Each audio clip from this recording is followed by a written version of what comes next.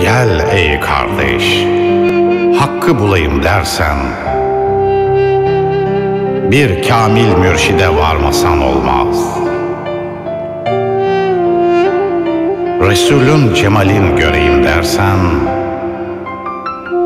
bir kamil mürşide varmasan olmaz. Niceler gittiler mürşid arayı, arayanlar buldu derde devayı. Bin kez okur isen aktan karayı,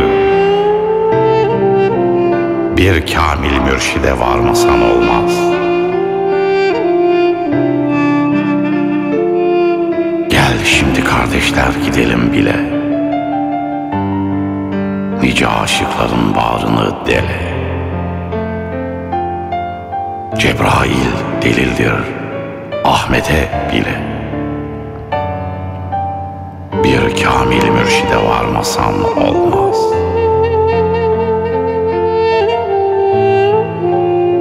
Kadılar, mollalar cümle geldiler, kitapların hep bir yere koydular. Sen bu ilmi kimden aldın dediler, bir kamil mürşide varmasan olmaz. Yunus Emre bunda mana var dedi,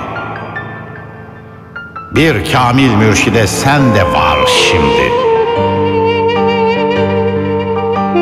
Hazret Musa'ya, Hızır'a var dedi, bir kamil mürşide varmasan olmaz. Bir kamil mürşide varmasan olmaz. Varmasan olmaz.